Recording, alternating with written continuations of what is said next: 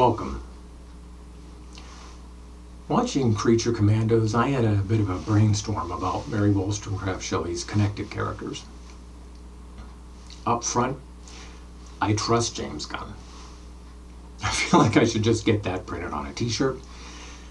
But I want to always be clear that any differences of opinion I may discuss on story or characters in the DCU, I still fully expect to enjoy and appreciate the end result of his vision.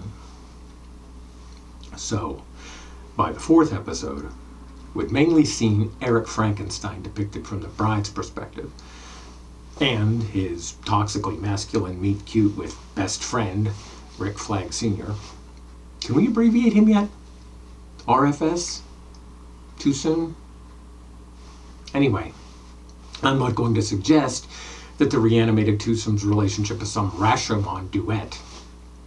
Eric is certainly a brutal, self-absorbed murderer and pathologically obsessive stalker.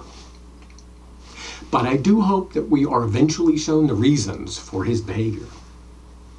You see, the standard bases for personality development don't truly apply to Eric or the bride.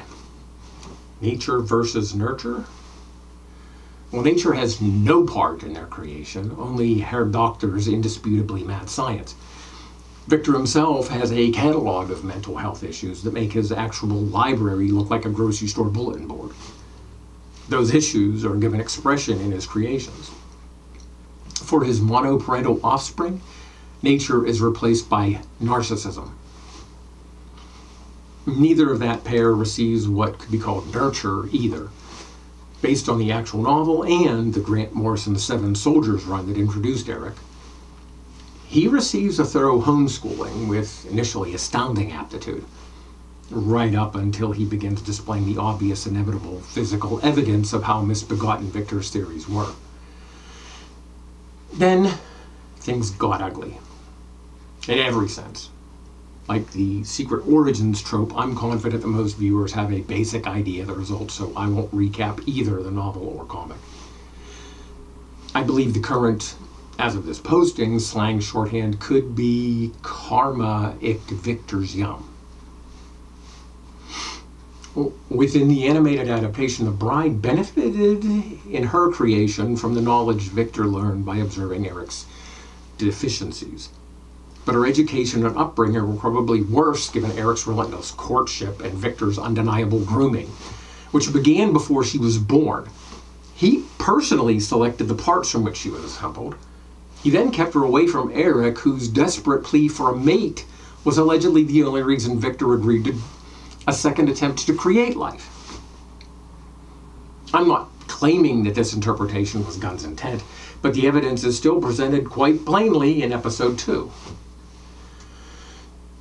Now, did the not-so-good doctor deserve his execution by Eric? That's a complicated question. Whether we look at the full scope of Victor's actions against the contemporary laws and beliefs, or only the conflict between creator and creation. Whatever your answer is, there is a definite fact that has to be accepted by every snarky know-it-all, including myself, who has pedantically corrected somebody for misidentifying the novel's title character. Guess what? The name of the monster was always Frankenstein. That's my take. If you have any differing thoughts, please let me know respectfully in the comments. If you agree with me, you could even just give a like. Subscribing is always an option too. Thanks for your time. Stop back again.